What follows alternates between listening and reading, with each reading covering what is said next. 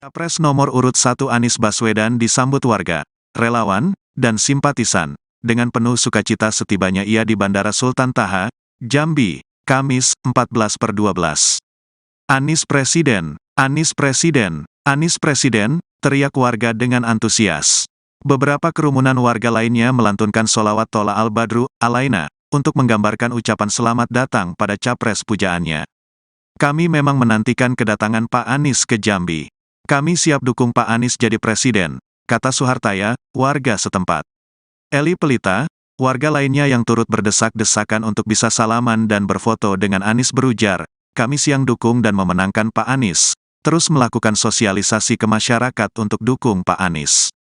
Anies memulai kunjungan ke Jambi kali ini dengan mengunjungi Pasar Pagi Angsoduo, sambil ngobrol dan menyerap aspirasi pedagang, pembeli, maupun warga lainnya. Selanjutnya, ia akan menghadiri dialog bersama pemuda dan mahasiswa setempat dengan tajuk Tanyo Anies. Kunjungan Anies dilanjutkan dengan silaturahmi bersama ulama dan tokoh Jambi. Ya, benar, selamat pagi bersama saya Muhammad Yanti. Saat ini calon presiden nomor 1 Pak Anies hadir di Jambi.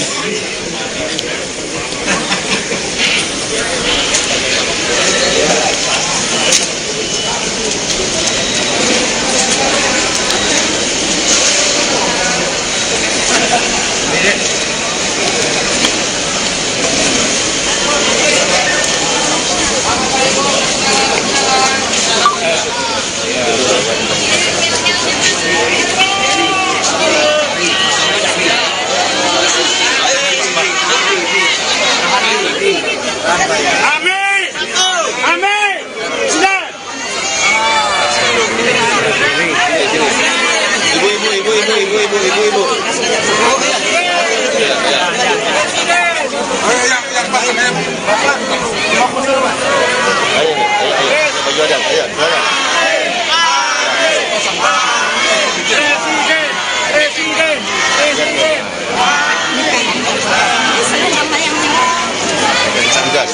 Sudah, Cak.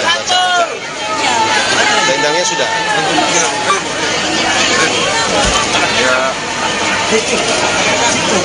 Oke. Kasih jalan. Beri, Kasih jalan, Bri.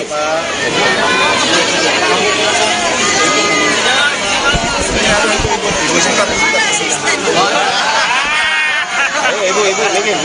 Kedatangan calon presiden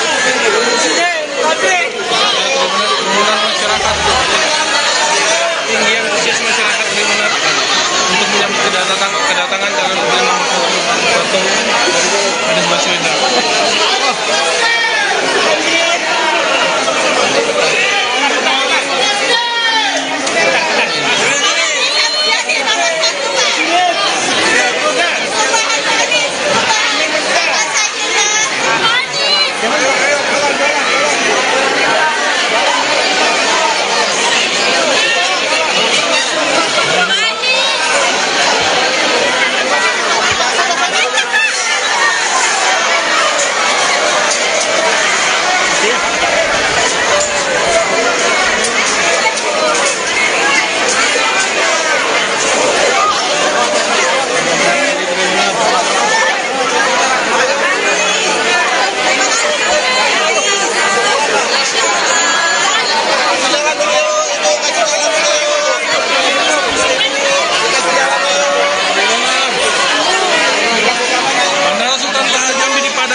Masyarakat Tribunner untuk melihat kedatangan calon Presiden Republik Indonesia dari nomor urut 1 Anies Baswedan.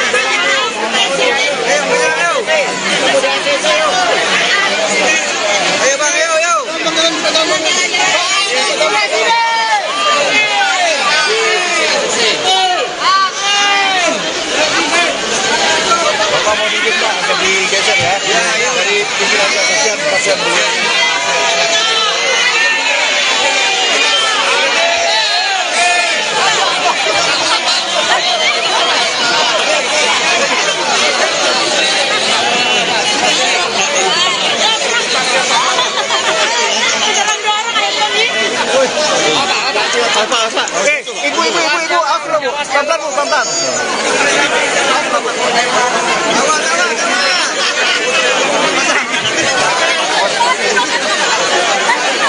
Jalan Pak Anies.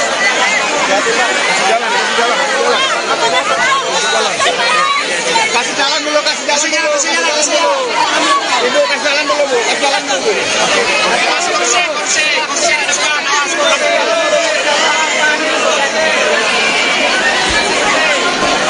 Benar bisa dilihat antusias masyarakat Jambi, benar penuh sekali Bandara Sultan Taha Jambi di selasa kedatangan.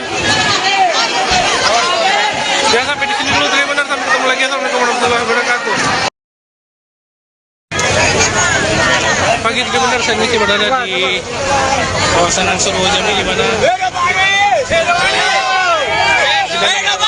Baswedan sedang berkunjung ke Presiden kita.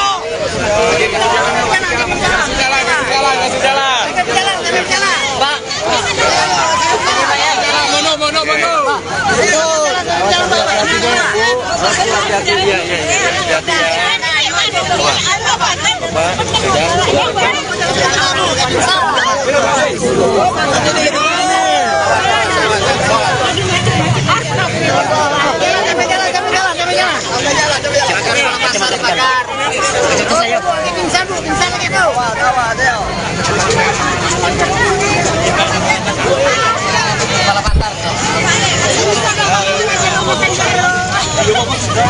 Di mana baik di bandara maupun di Angsuruh kedatangan Anies Baswedan disambut antusias oleh masyarakat di mana.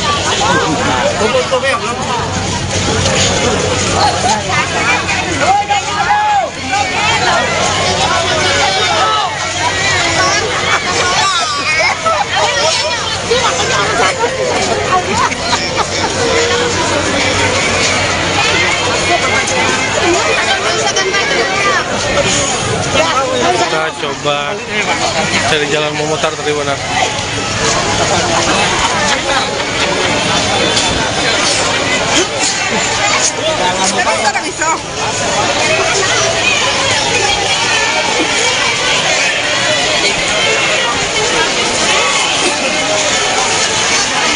Nah, benar Anies Baswedan itu di sisi sana benar.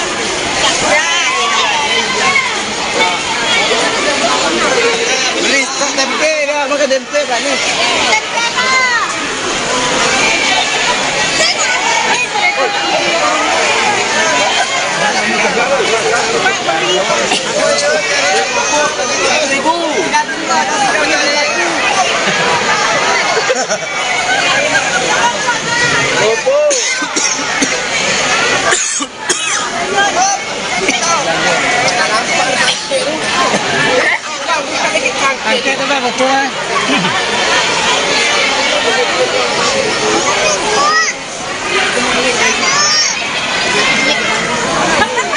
Dia belanja, kasih beli belanja.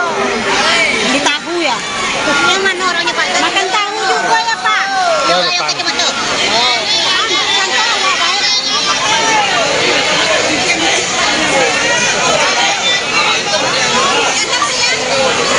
Lama jauh. Jauh. Jahe. Pak ini Pak. Kamu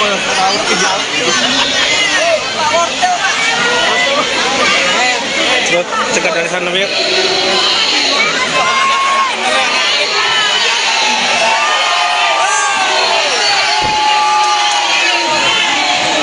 Bisa lihat dari benar.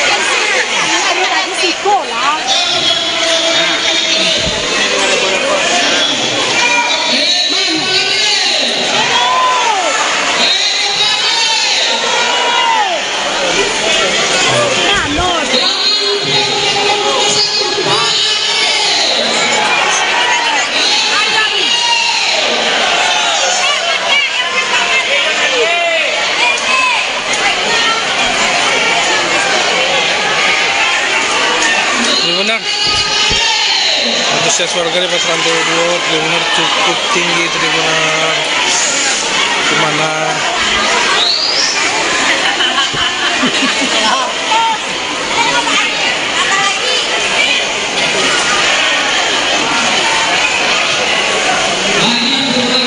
nah, Tribunner sambil senyum dulu kita kali ini bersama saya Muhammad Ian Renaldi, dan ketemu lagi. Assalamualaikum warahmatullahi wabarakatuh.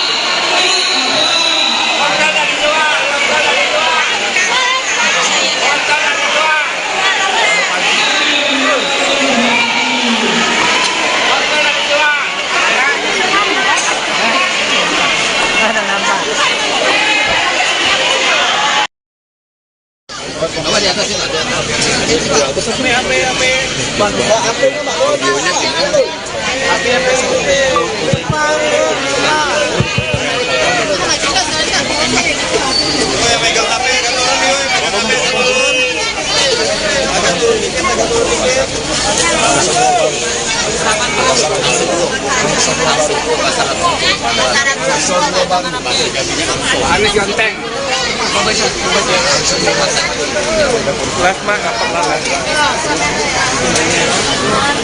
Pagi hari ini kami berkunjung ke Pasar Angsoduo Jambi, bertemu dengan para pedagang dan berdiskusi dengan mereka, termasuk dengan kepala pasarnya juga, dan mereka menyampaikan hal-hal yang juga jamak kita dengar di berbagai tempat, yaitu harga kebutuhan pokok yang mahal. Jadi komoditas-komoditas utama yang menjadi kebutuhan keluarga, kebutuhan pokok, harganya meningkat, bahkan mereka mengeluhkan menjelang akhir tahun jauh lebih tinggi lagi daripada masa-masa sebelumnya. Konsekuensinya apa? Mereka cerita pembeli menjadi menurun volume penjualannya. Yang biasanya beli 1 kilo jadi belinya 1/4. Yang biasanya beli setengah kilo menjadi 1 ons. Jadi volume transaksi turun, omsetnya turun, dan otomatis perekonomiannya juga bagi konsekuensi perekonomian di pasar ini jadi menurun. Nah, inilah masalah yang kami akan selesaikan, insya Allah. Pengendalian kebutuhan pokok itulah prioritas utama kami. Di 100 hari pertama kita akan bergerak membentuk tim khusus untuk menstabilkan harga-harga, menurunkan harga-harga, karena kita tahu di tempat produksinya harganya jauh lebih murah daripada di pasar-pasar, dan inilah perhatian utama kita.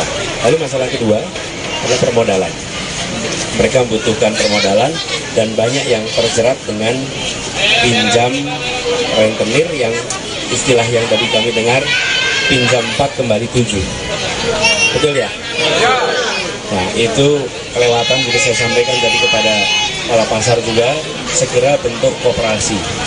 Dengan ada koperasi yang di sini ada pedagang lebih dari 2.000, maka bisa ada kegiatan simpan pinjam. Ini yang tidak kalah penting bagi perbankan, bagi pemerintah, ketika memberikan bantuan ada wadahnya, yaitu koperasi. Tapi kalau individu satu-satu, mereka semua tentu akan kesulitan karena skala bisnisnya kecil, mikro. Tapi bila bersatu dalam koperasi, insya Allah pendanaan lebih mudah. Ketika membutuhkan juga mereka tidak harus repot mengurus ke perbankan, tapi ada koperasi. Dan kami berencana membesarkan urusan-urusan lewat koperasi. Jadi koperasi pedagang pasar ini penting sekali, harus ada. Di Jakarta kami menemukan tempat-tempat di mana di situ ada koperasi, warganya tidak terjebak dengan pinjaman online ilegal, pinjol. Tapi kalau tidak ada koperasi, banyak yang terjebak dengan pinjol. Jadi itu pantauan kita, itu pengawasan kita. Kita banyak Pak, semakin dari Rinci Pak, tapi dia terhambat dari batubara Pak. Jadi presiden capek. Jambi Pak.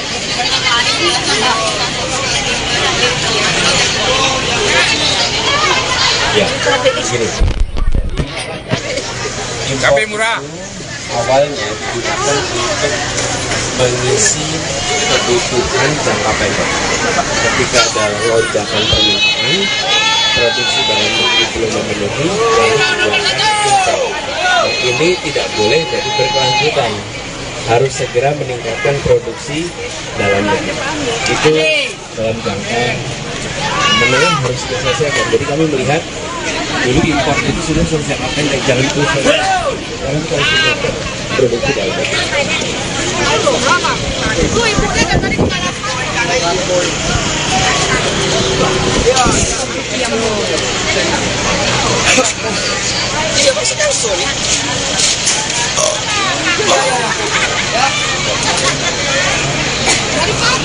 Ya terima kasih, sampai di sini dulu kita kali ini bersama saya Muhammad Yunus Nazri. Sampai ketemu lagi. Assalamualaikum warahmatullahi wabarakatuh.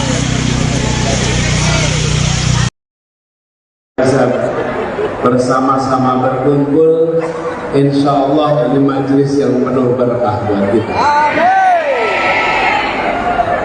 Izinkan saya menyapa beberapa yang hadir di sini yang tadi sudah memberikan sambutan.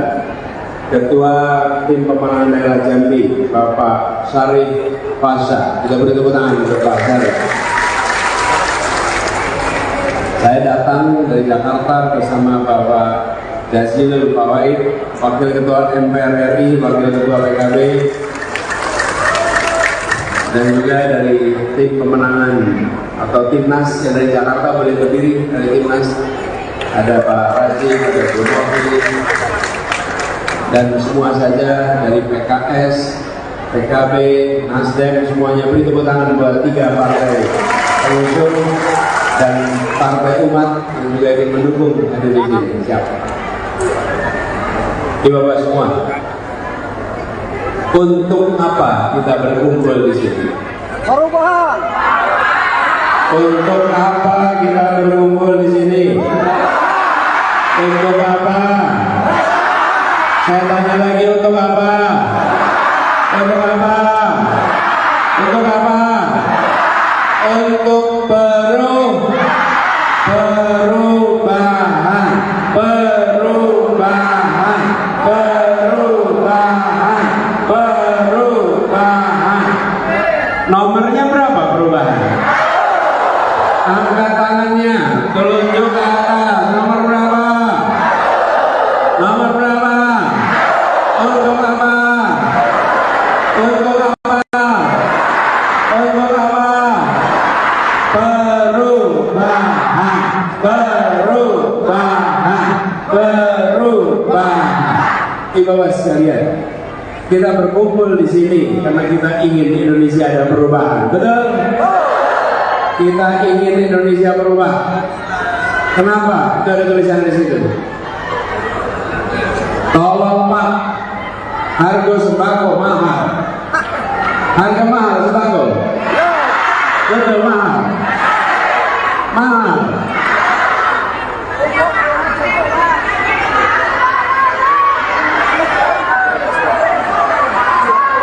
Kalau harganya mahal, bagaimana kalau kita lanjutkan? Gimana kita lanjutkan? Tidak mau dilanjutkan. Berarti perlunya apa? Perlunya apa? Nomornya berapa? Nomornya berapa? Nih, saya baca lagi ada tulisan di sini. Ibu apa itu dia? Tolong Pak, harga karet turun terus. Betul? Mau kita teruskan? Bagaimana kalau kita teruskan saja? Bagaimana kita teruskan saja?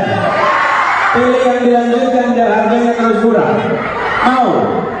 Perlunya apa? Perlunya apa? Nomornya berapa? Nomornya berapa? Ibu sekalian, hari ini kita menyaksikan, dengarkan sekali kita menyaksikan biaya hidup mahal. Betul? Sembako mahal. Betul? Biaya kesehatan mahal. Betul? Jalanan di Jambi rusak. Betul? Betul? Harga karet murah, jatuh harganya. Bapak Ibu sekalian, saya ingin sampaikan kepada semua, ini bukan persoalan yang baru muncul sekarang. Betul? Ini persoalan yang berulang. Kenapa? Bukan karena sulit diselesaikan, karena tidak diberikan perhatian yang serius, sehingga masalah yang sederhana tidak bisa selesai. Betul kan? Kita tahu jumlah rumah tangga yang perlu sembako. Tahu. Kita tahu jumlah lahan pertanian kita. Kita tahu jumlah lahan perkebunan kita. Dan kita tahu bagaimana tata niaga yang benar. Tapi selama ini tidak dikerjakan dengan serius. Betul? Kalau dikerjakan pasti bisa. Negeri lain bisa. Kenapa Indonesia tidak bisa? Insya Allah kita dorong lewat perubahan di 2024 besok. Jadi, Bapak sekalian, kami menginginkan agar Indonesia menjadi negeri yang adil. Bukannya ada Adil apa? Mereka yang bekerja di pertanian bisa hidup yang layak. Betul. Mereka yang bekerja di perkebunan bisa hidup yang layak.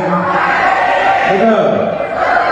Di sisi lain, kebutuhan rumah tangga harganya terjangkau. Hari ini, tadi pagi saya mampir ke pasar.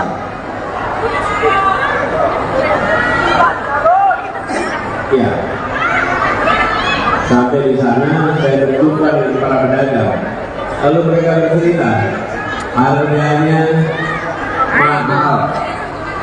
Oh, udah ada yang ini tadi. Bu, fotonya nanti Bu.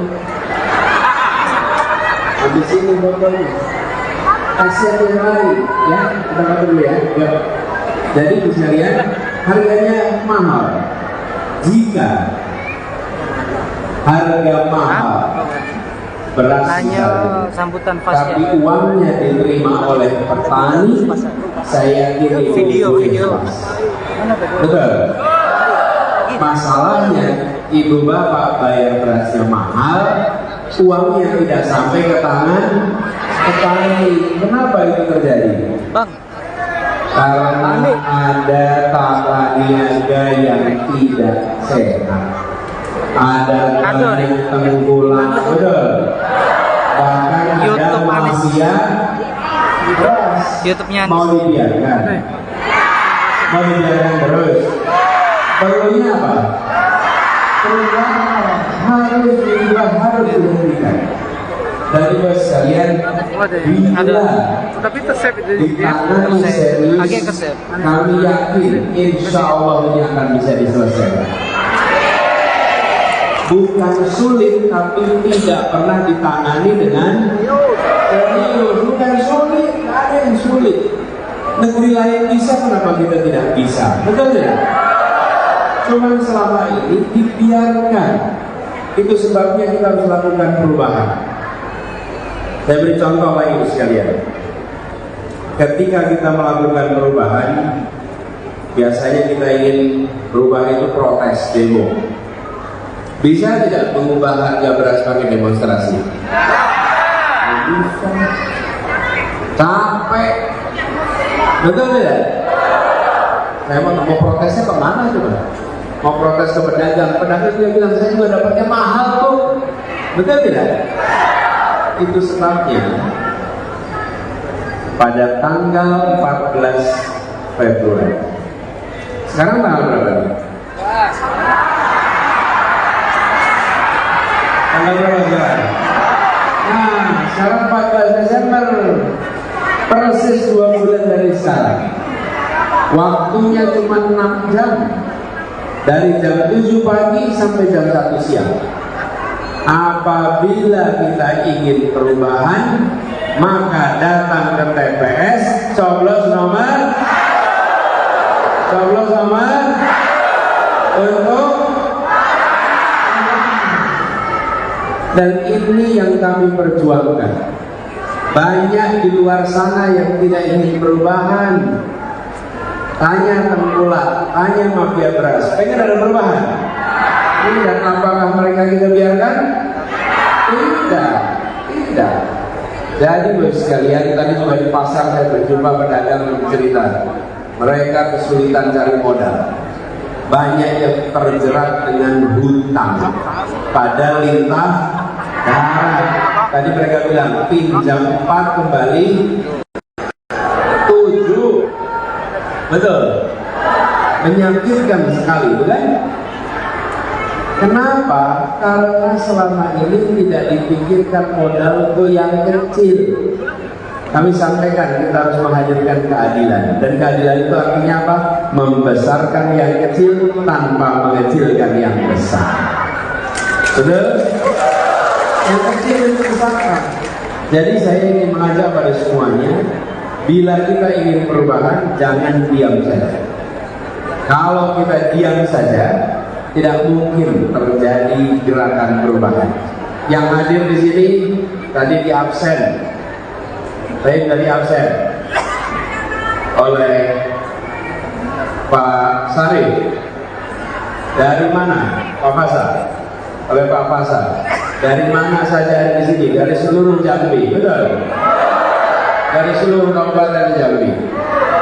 Bisakah menjangkau semua di provinsi Jambi? Bisa menjangkau semua? Insya Allah gerakan ini bisa menjangkau semua. Benar janji? Kalau kita mau berubah, kita jangkau semua. Minimal yang berada di sini menjangkau 40 rumah ke depan, 40 rumah ke belakang. Siap? 40 rumah ke kanan, 40 rumah ke kemana? Saya ulang sekarang sama-sama. 40 rumah ke 40 rumah ke 40 rumah ke 40 rumah ke itu dijangkau semua. Pastikan kepada mereka bahwa pertanyaan yang saya sampaikan tadi bukan sekedar mengajak yuk pilih, bukan, tanya mau tetap mahal harga berasnya, mau tetap mahal untuk pendidikan, mau tetap mahal kesehatan, tanyakan, dan saya jamin semua akan bilang tidak. Karena itu pilih nomor, tanya dulu baru aja, tanya baru aja, betul? Nah, jadi Bapak sekalian, kita melakukan gerakan ini bukan semata-mata soal posisi, karena kita ingin berubah. Kita ingin keadilan menjadi prioritas. Inilah yang kita ikhtiarkan sama-sama. Karena itulah kenapa begitu banyak gerakan relawan di sini. Betul? Dan partai-partai yang mengusung gerakan perubahan ini mendapatkan tantangan yang besar. Betul tidak? Coba tanya tuh partai Nasdem, PKS, PKB, memang mereka jalannya mudah sekarang? Tidak. Mengapa mereka memilih jalan yang terjal? Karena mereka menginginkan adanya perubahan di negeri ini. Nama koalisinya koalisi perubahan. Karena kita ingin melakukan perubahan. Inilah pesan yang kita bawa sama-sama. Jadi buat semuanya, buat sekalian yang kita sedang berkumpul bersama di sini, kita bekerja untuk melakukan perubahan. Dan perubahan itu membutuhkan kewenangan. Tanpa kewenangan tidak bisa. Saya sudah ceritakan berkali-kali, mungkin pernah dengar cerita saya kan? Tidak pernah dengar. Kalau tidak ada kewenangan kita tidak bisa melakukannya. Dan pada saat itulah kenapa tanggal 14 Februari menjadi tanggal yang penting. Masuknya cuma 5 menit, coblosnya cuma 5 menit, tapi konsekuensinya 5 tahun. Mau ini semua dilanjutkan 5 tahun lagi? Mau dilanjutkan 5 tahun lagi? Rasanya jangan. Kita harus melakukan dan ibu-bapak sekalian, ketika kita bicara tentang perubahan, bicara keadilan, bayangkan ibu-ibu sekalian, bila ibu bapak bisa menabung lebih banyak lagi, karena biaya sembako menjadi lebih murah. Uangnya bisa dipakai untuk urusan yang lain. Betul, betul. Bila jalan-jalan diperbaiki, maka keselamatan bagi rakyat akan terjadi aman. Dan itu artinya masyarakat merasakan ketenangan. Nah, kesempatan ini cuma 5 tahun sekali. Saya dan Gus Imin yang mendapatkan amanat di sini, kami berkomitmen untuk mendorong perubahan itu. Dan komitmen kami ini, Gus sekalian, itu tidak bisa dikerjakan apabila kewenangan tidak sampai ke tangan kita. Kita harus bisa mendapatkan kewenangan itu. Perjuangannya kemarin luar biasa. Selama setahun ini banyak yang mengira bahwa pasangan dari koalisi perubahan belum tentu terjadi. Koalisi perubahan dibilang mungkin akan bubar. Betul? Kemudian ketika koalisi perubahan solid, dibilang mungkin tidak bisa mendaftar. Disebutkan segala macam, sampai akhirnya pasangan ini tetap bisa mendaftar. Betul ya? Dan akhirnya disahkan. Dan apa yang terjadi? Yang sesungguhnya terjadi adalah kita semua diberikan gambaran seakan-akan perubahan itu tidak mungkin terjadi di Indonesia. Seakan-akan perubahan itu akan gagal sebelum terjadi. Akankah itu kita biarkan? Akankah itu kita biarkan? Katakan kepada semua, gerakan perubahan ini akan meluas. Dan dari Jambi, insya Allah menular ke seluruh Sumatera. Dari Sumatera menular ke seluruh Indonesia. Insya Allah ini akan jadi pegangan kita semua. Dan kita semua berkeyakinan, buat sekalian, kita semua berkeyakinan bahwa gerakan ini makin meluas. Walaupun kalau lihat survei selalu di nomor, ada yang pernah disurvei di sini? Nggak pada pernah disurvei. Jadi yang disurvei siapa? Begitu satu orang. Ada yang pernah disurvei di sini? Kosong. Oh. Apa artinya? Jangan pernah khawatir dengan apa kata orang. Kita kerjakan ikhtiar kita, insya Allah bukakan pintu keberhasilan. Betul. Dulu saya ikut pilkada di Jakarta, sama. Saya tidak mendaftarkan diri. Saya waktu itu selesai di pemerintahan, diundang ikut pilkada, saya jalan di pilkada. Selama kampanye tidak ada satupun survei yang menempatkan nomor 2, apalagi nomor 1. Nomor 2 aja nggak ada. Pegang betul semuanya. Dipasang di nomor 3 semua. Nomor 3 semua. Selalu nomor 3. Kemudian terjadilah putaran pertama pilkada. Ternyata angkanya melampaui semua survei yang pernah dikerjakan di Jakarta waktu itu. Lalu masuk putaran kedua, sama. Sampai malam sebelum pilkada semua orang bilang, Pak siap-siap ya bikin pidato ucapan selamat karena kalah. Coba dikasih tahu suruh siap-siap bikin pidato ucapan kalah, udah menerima kalah.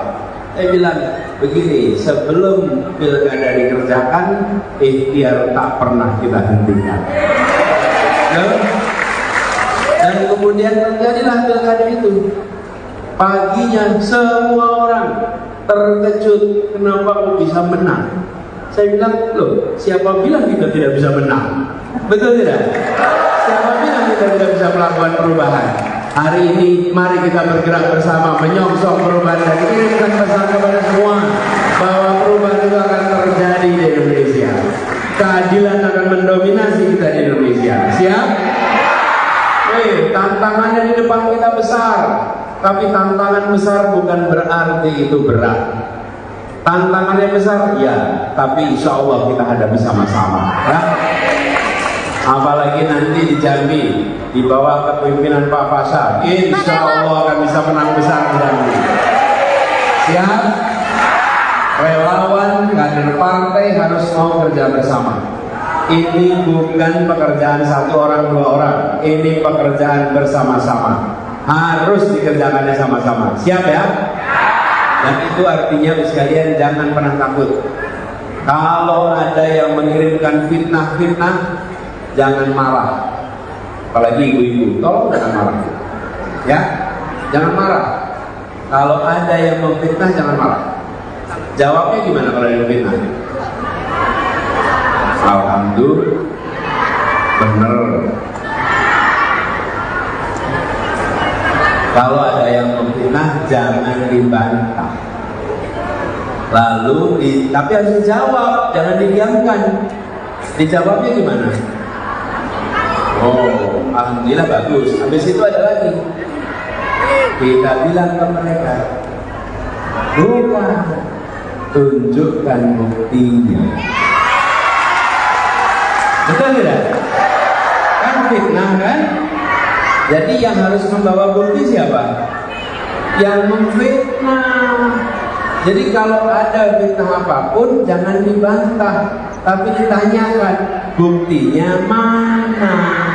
Kalau tidak ada buktinya, fitnahnya batal. Betul tidak? Iya. Tapi kalau yang ada yang memfitnah, terus bapak dan ibu bantah, nanti saling membantah. Tanggung jawab memberikan bukti bukan ada pada yang tertuduh, tapi ada pada yang menuduh. Betul ya? Ya. Jadi kalau ada fitnah apapun tunjukkan buktinya. Sehingga yang bingung yang memfitnah.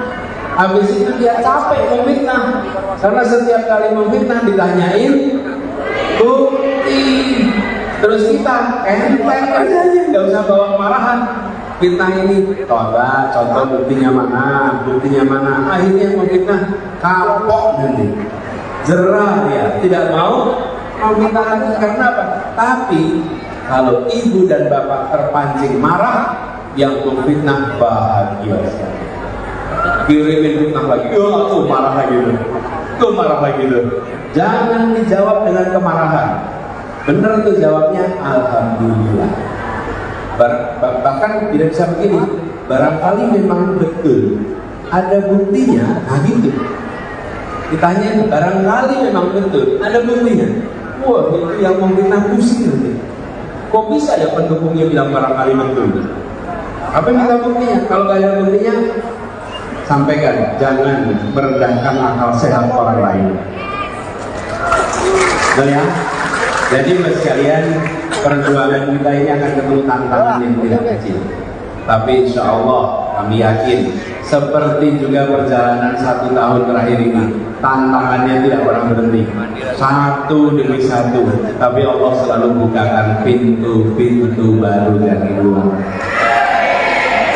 Tidak kemudian menjadi mandek, tidak kemudian menjadi gugur, tapi justru menjadi makin semangat.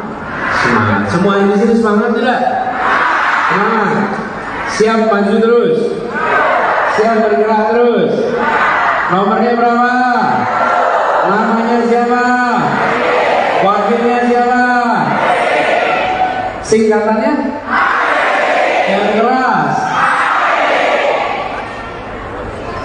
Menang di Pilpres bagus, tapi menang di Pilpres dan Pileg jauh lebih bagus.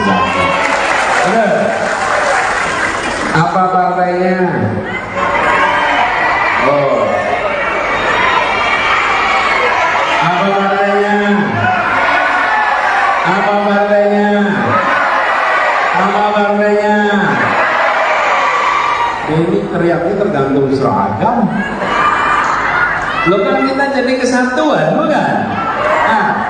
Urut abjad, Nasdem, PKB, PKS, betul? Siap?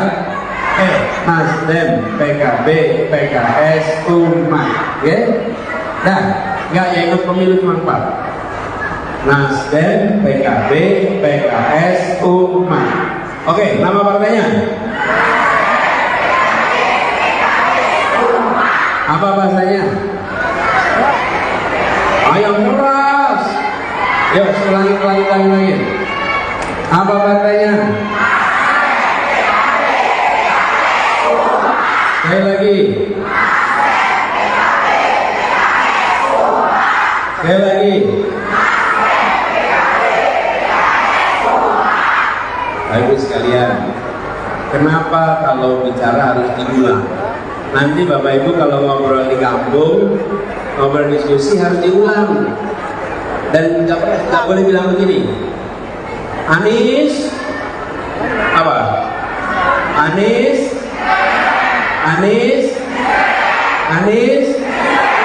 Kalau slogannya begitu, nanti ketika pulang ke rumah, sampai pulang ke kampung orang tanya, nama calonnya siapa? Enggak, namanya presiden. Karena yang dijawab tadi, yang diingat-ingat kan yang keluar dari mulut kita, bukan yang dikatakan orang di panggung. Yang diingat-ingat itu yang keluar dari mulut kita. Karena itu boleh bilangnya begini, presiden. Nah, keluar dari mulutnya namanya siapa? Jadi kalau ditanya, jangan bilang ini PKS, Nasdem, PKB, PKS, Umat, menang. Partainya apa? Menang. Karena yang keluar dari mulut adalah menang. Tidak boleh yang keluar itulah yang diingat. Nanti kalau ngajarin anak belajar, baca, suaranya dibunyikan.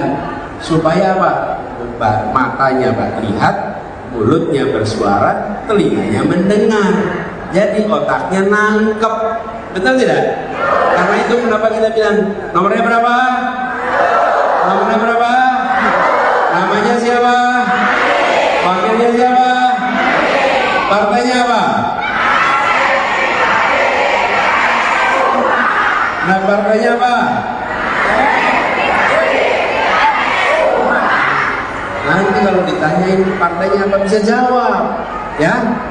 Wes sekalian, tantangan kita besar, tapi insya Allah di Jambi kita bisa menang besar juga. Ya, siap ya? Siap berjuang semua? Siap maju terus? Siap untuk menjangkau semua? Saya titip pada semuanya. Ini adalah kunjungan kami kedua di Jambi dalam beberapa bulan ini.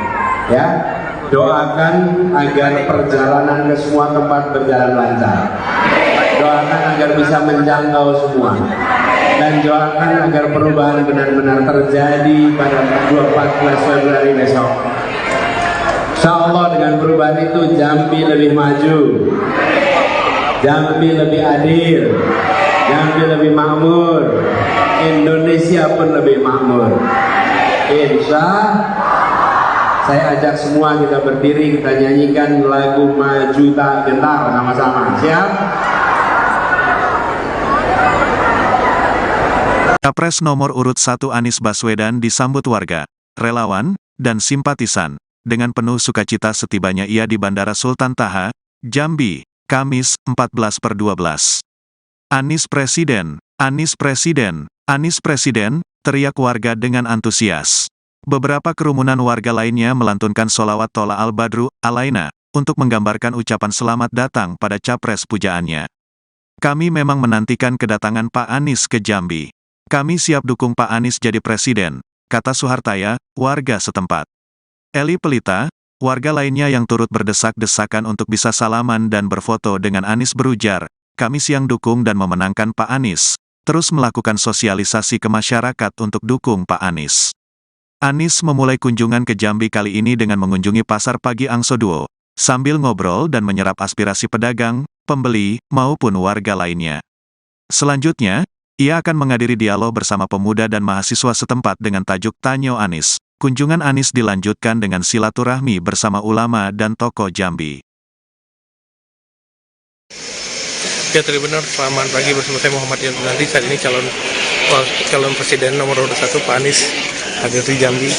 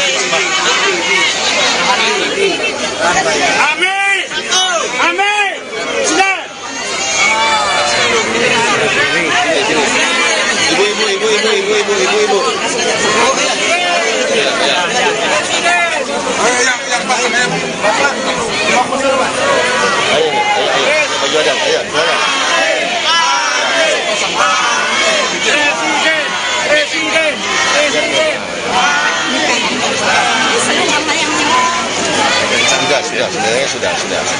Baca. Dendangnya sudah.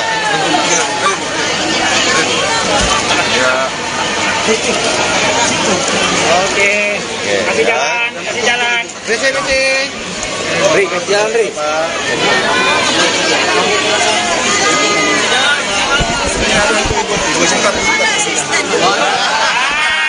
Ayo, ibu,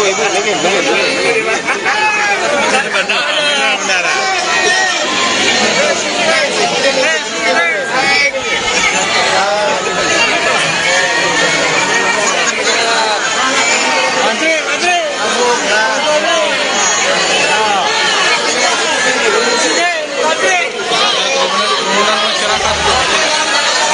Tinggi antusias masyarakat di mana untuk menyambut kedatangan calon presiden nomor 1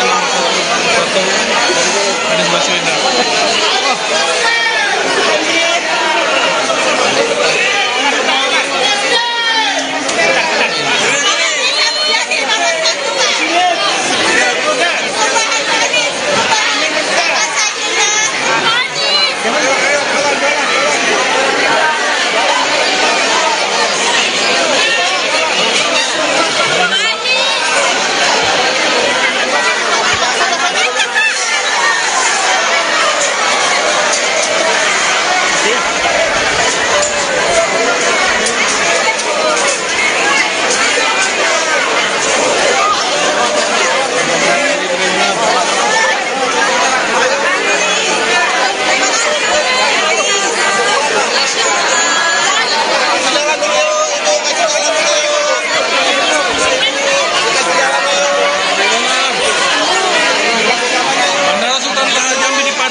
Masyarakat Tribunner untuk melihat kedatangan calon Presiden Republik Indonesia dari nomor urut 1 Anies Baswedan.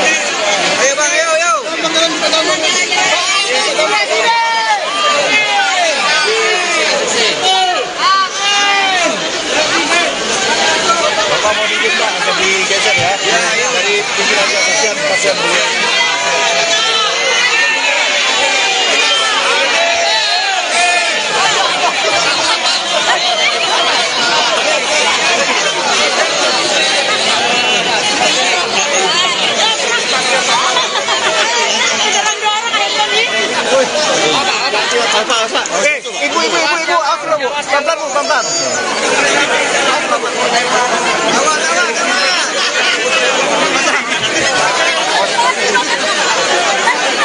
Jalan Pak Anies.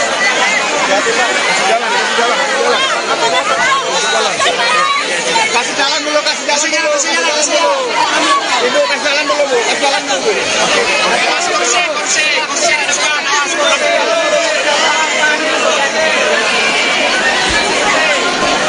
Tribunner bisa dilihat antusias masyarakat Jambi. Tribunner penuh sekali Bandara Sultan Taha Jambi di selasa kedatangan. Ya, sampai di sini dulu Tribunner, sampai ketemu lagi. Assalamualaikum warahmatullahi wabarakatuh. Pagi Tribunner, saya masih berada di kawasan Angsuruh Jambi, di mana Anies Baswedan sedang berkunjung ke Presiden kita. Kasih jalan. Pak. Mono. Hati-hati ya.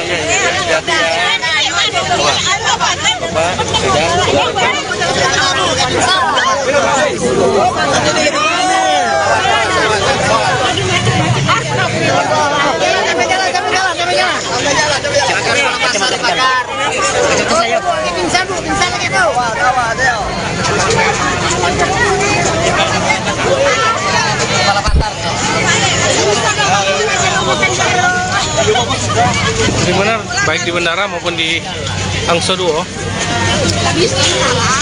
Kedatangan Anies Baswedan disambut antusias oleh masyarakat di bandara.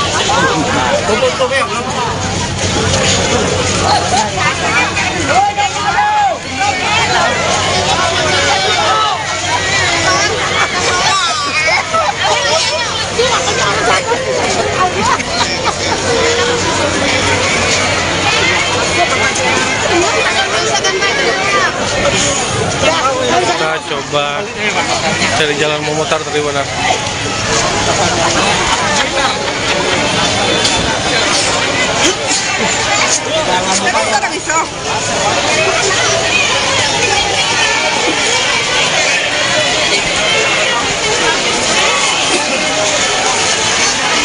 Nah, tadi benar Anies Baswedan itu di sisi sana tadi benar.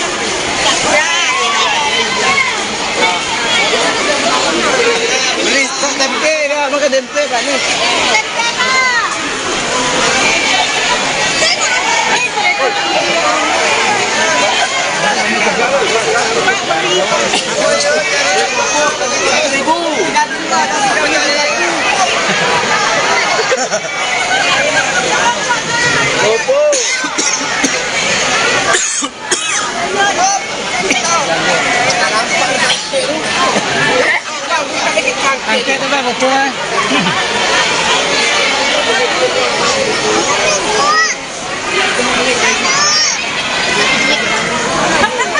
Dia belanja, kasih lele belanja. Di tahu ya. Yang mana orangnya Pak? Makan tahu juga ya Pak. Oh, depan.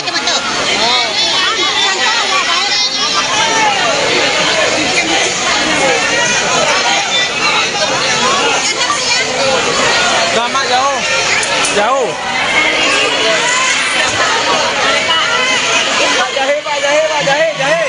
Pak ini Pak. Kamu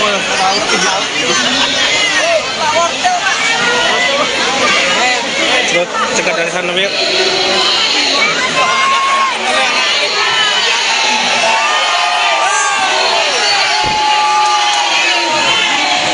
Bisa dilihat dari benar.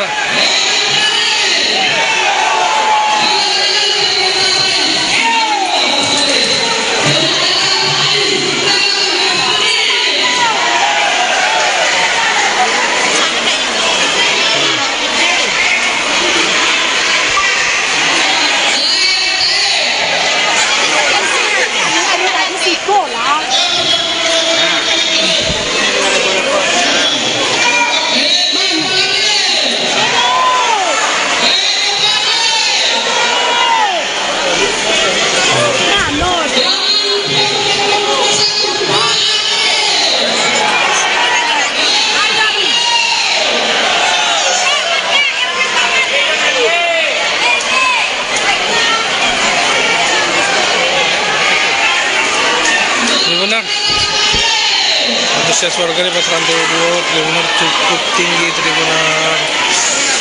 Gimana?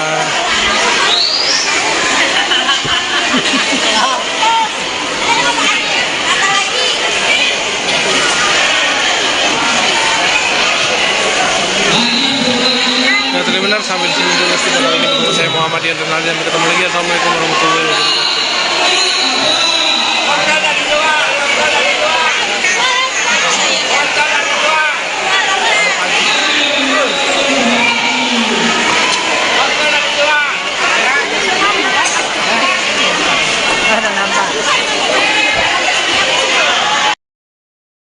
Apa di atas ini? Atas ini api. Mana apinya Pak? Videonya gimana? Api.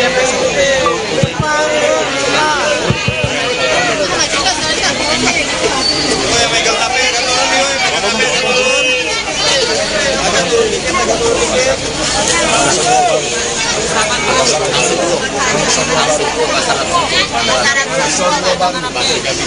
Anies ganteng. Pagi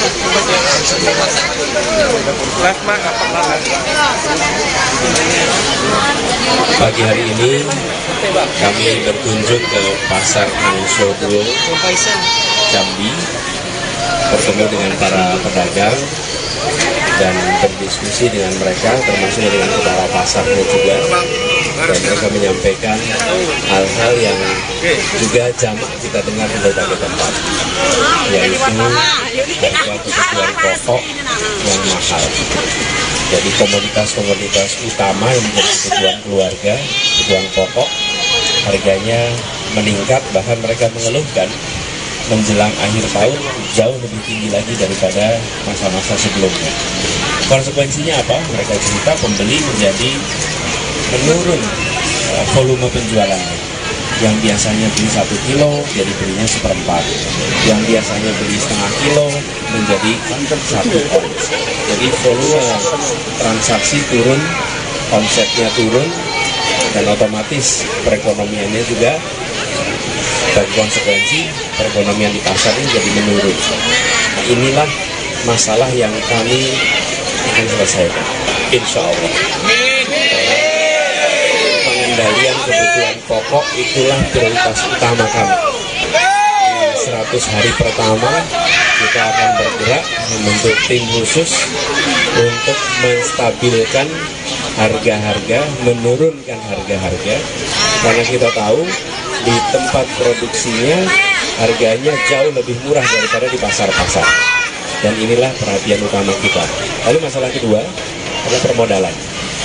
Mereka membutuhkan permodalan dan banyak yang terjerat dengan pinjam rentenir yang istilah yang tadi kami dengar, pinjam 4 kembali 7. Betul ya? Nah, itu kelewatan, jadi saya sampaikan tadi kepada kepala pasar juga, segera bentuk koperasi. Dengan ada koperasi yang di sini ada pedagang lebih dari 2.000, maka bisa ada kegiatan simpan pinjam. Dan yang tidak kalah penting bagi perbankan, bagi pemerintah, ketika memberikan bantuan ada wadahnya, yaitu koperasi.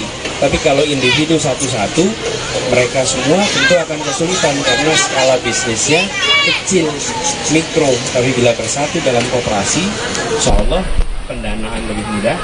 Ketika membutuhkan juga mereka tidak harus repot mengurus ke perbankan, tapi ada koperasi. Dan kami berencana membesarkan urusan-urusan lewat koperasi. Jadi koperasi pedagang pasar ini penting sekali, harus ada.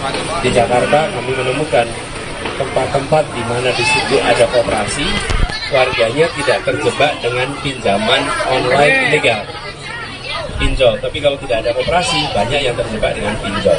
Jadi itu pantauan kita, itu program kita. Ini kan banyak Pak sembako dari 3G Pak, tapi dia terhambat dari batu bara Pak. Jadi presiden capek. Jambi Pak.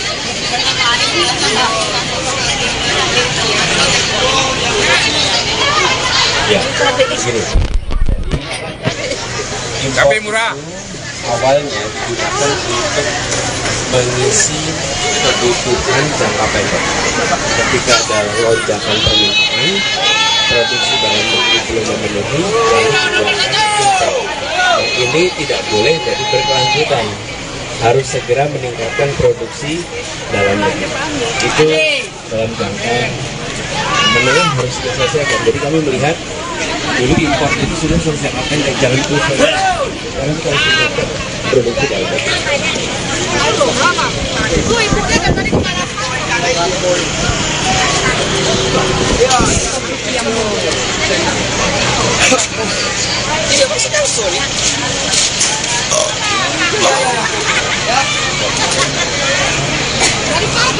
Ya terima kasih, sampai di sini dulu kita kali ini bersama saya Muhammad dan lagi.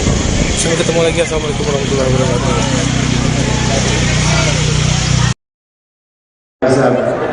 Bersama-sama berkumpul, insya Allah ini majelis yang penuh berkah buat kita. Izinkan saya menyapa beberapa yang hadir di sini yang tadi sudah memberikan sambutan. Ketua Tim Pemenangan Daerah Jambi, Bapak Syarif Pasha. Kita beri tepuk tangan untuk Pak Syarif. Saya datang dari Jakarta bersama Bapak Jazilul Fawaid, Wakil Ketua MPR RI, Wakil Ketua PKB, dan juga dari tim pemenangan atau timnas yang dari Jakarta boleh berdiri dari timnas. Ada Pak Raji, ada Bu Novi, dan semua saja dari PKS, PKB, Nasdem, semuanya beri tepuk tangan buat 3 partai pengusung dan partai umat yang juga ingin mendukung hadir di sini. Siap. Bapak semua, untuk apa kita berkumpul di sini? Perubahan. Untuk apa kita berkumpul di sini? Untuk apa?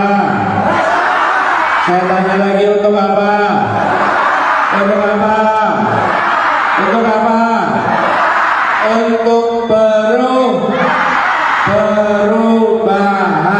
perubahan, perubahan, perubahan. Nomornya berapa perubahan? Angkat tangannya, telunjuk ke atas. Nomor berapa? Nomor berapa? Untuk apa? Untuk apa? Untuk apa?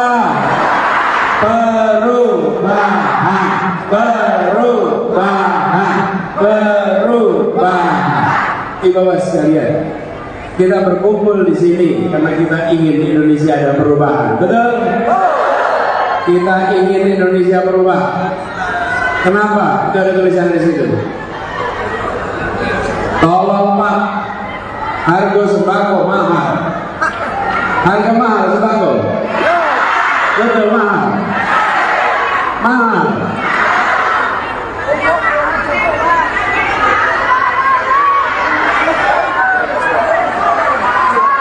Kalau harganya mahal, bagaimana kalau kita lanjutkan? Gimana kita lanjutkan? Tidak mau dilanjutkan. Berarti perlunya apa?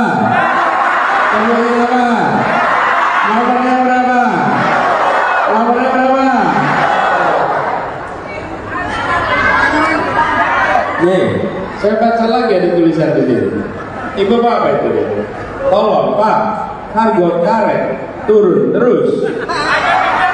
Betul. Mau kita teruskan? Bagaimana kalau kita teruskan saja? Bagaimana kita teruskan saja? Pilih yang dilanjutkan dan harganya terus kurang. Mau? Perlunya apa? Perlunya apa? Nomornya berapa? Nomornya berapa? Baik sekalian, hari ini kita menyaksikan, dengarkan sekali saja, kita menyaksikan biaya hidup mahal, betul. Sembako mahal, betul. Biaya kesehatan mahal, betul. Jalanan di Jambi rusak, betul. Betul. Harga karet murah, jatuh harganya. Bapak Ibu sekalian, saya ingin sampaikan kepada semua, ini bukan persoalan yang baru muncul sekarang. Betul? Ini persoalan yang berulang. Kenapa? Bukan karena sulit diselesaikan, karena tidak diberikan perhatian yang serius, sehingga masalah yang sederhana tidak bisa selesai.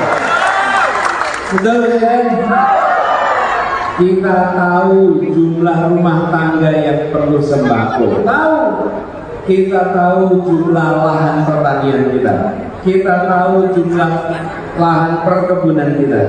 Dan kita tahu bagaimana tata niaga yang benar. Tapi selama ini tidak dikerjakan dengan serius. Betul? Kalau dikerjakan pasti bisa. Negeri lain bisa. Kenapa Indonesia tidak bisa? Insya Allah kita dorong lewat perubahan di 2024 besok. Jadi, Bapak sekalian, kami menginginkan agar Indonesia menjadi negeri yang adil. Bukannya ada Adil apa? Mereka yang bekerja di pertanian bisa hidup yang layak. Betul. Mereka yang bekerja di perkebunan bisa hidup yang layak. Betul. Di sisi lain, kebutuhan rumah tangga harganya terjangkau. Hari ini, tadi pagi saya mampir ke pasar. Ya, sampai di sana saya berjumpa dengan para pedagang. Lalu mereka bercerita harganya mahal. Oh, udah ada yang ini tadi. Bu, fotonya nanti Bu. Habis ini fotonya. Kasihan yang lain, ya. Kita dulu ya. Jadi bisa lihat harganya mahal. Jika harga mahal beras misalnya, sambutan tapi uangnya diterima oleh petani, saya kirim video. Betul. Masalahnya ibu bapak bayar berasnya mahal, uangnya tidak sampai ke tangan petani. Kenapa itu terjadi? Bang, Karena ada tata niaga yang tidak sehat. Ada tengkulak, betul. Bahkan ada mafia beras. Mau dibiarkan terus. Perlunya apa? Perubahan harus diubah, harus dihentikan. Dari bos sekalian, bila ditangani serius, kami yakin insya Allah ini akan bisa diselesaikan. Bukan sulit, tapi tidak pernah ditangani dengan serius. Bukan sulit, tidak ada yang sulit. Negeri lain bisa, kenapa kita tidak bisa? Betul tidak? Cuman selama ini dibiarkan. Itu sebabnya kita harus lakukan perubahan. Saya beri contoh lagi sekalian. Ketika kita melakukan perubahan, biasanya kita ingin perubahan itu protes, demo. Bisa tidak mengubah harga beras pakai demonstrasi? Bisa. Capek. Betul tidak? Saya mau protesnya kemana coba? Mau protes ke pedagang dia bilang saya juga dapatnya mahal tuh. Betul tidak? Itu sebabnya pada tanggal 14 Februari. Sekarang tanggal berapa nih? Tanggal berapa sekarang? Nah, sekarang 14 Desember, persis 2 bulan dari sekarang. Waktunya cuma 6 jam, dari jam 7 pagi sampai jam 1 siang. Apabila kita ingin perubahan, maka datang ke TPS, coblos nomor untuk. Dan ini yang kami perjuangkan. Banyak di luar sana yang tidak ingin perubahan. Tanya tengkulak, tanya mafia beras, pengen ada perubahan. Dan apakah mereka kita biarkan? Tidak. Jadi bos sekalian, tadi juga di pasar saya berjumpa pedagang yang bercerita, mereka kesulitan cari modal. Banyak yang terjerat dengan hutang pada lintah darat. Tadi mereka bilang pinjam 4 kembali 7. Betul. Menyakitkan sekali, bukan? Kenapa? Karena selama ini tidak dipikirkan modal ke yang kecil. Kami sampaikan kita harus menghadirkan keadilan. Dan keadilan itu artinya apa? Membesarkan yang kecil tanpa mengecilkan yang besar. Betul? Yang kecil dibesarkan. Jadi saya ingin mengajak pada semuanya, bila kita ingin perubahan, jangan diam saja. Kalau kita diam saja, tidak mungkin terjadi gerakan perubahan. Yang hadir di sini tadi di absen. Baik, dari absen. oleh Pak Sari. Dari mana? Pak Fasa. Oleh Pak Fasa. Dari mana saja di sini? Dari seluruh Jambi, betul? Dari seluruh Kabupaten Jambi. Bisakah menjangkau semua di Provinsi Jambi? Bisa menjangkau semua? Insya Allah gerakan ini bisa menjangkau semua. Benar janji? Kalau kita mau berubah, kita jangkau semua. Minimal yang berada di sini menjangkau 40 rumah ke depan, 40 rumah ke belakang. Siap?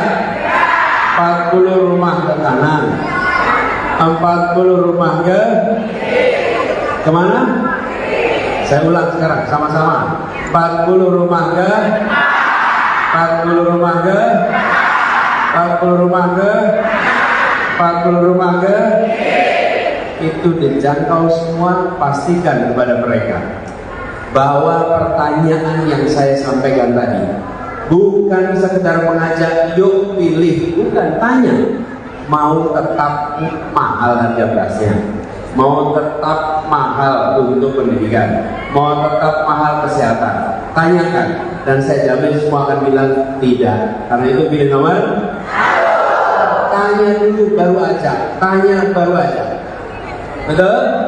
Nah, jadi ibu sekalian, kita melakukan gerakan ini bukan semata-mata soal posisi, karena kita ingin berubah, kita ingin keadilan menjadi prioritas. Inilah yang kita ikhtiarkan sama-sama.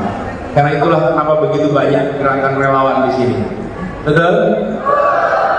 Dan partai-partai yang mengusung gerakan perubahan ini mendapatkan tantangan yang besar, betul tidak? Coba tanya tuh Partai Nasdem, PKS, PKB, memang mereka jalannya mudah sekarang? Tidak. Mengapa mereka memilih jalan yang terjal? Karena mereka menginginkan adanya perubahan di negeri ini. Nama koalisinya koalisi perubahan, karena kita ingin melakukan perubahan. Inilah pesan yang kita bawa sama-sama. Jadi buat semuanya, Gus sekalian, yang kita sedang berkumpul bersama di sini, kita bekerja untuk melakukan perubahan. Dan perubahan itu membutuhkan kewenangan. Tanpa kewenangan tidak bisa. Saya sudah ceritakan berkali-kali, mungkin pernah dengar cerita saya kan? Tidak pernah dengar. Kalau tidak ada kewenangan kita tidak bisa melakukannya. Dan pada saat itulah kenapa tanggal 14 Februari menjadi tanggal yang penting.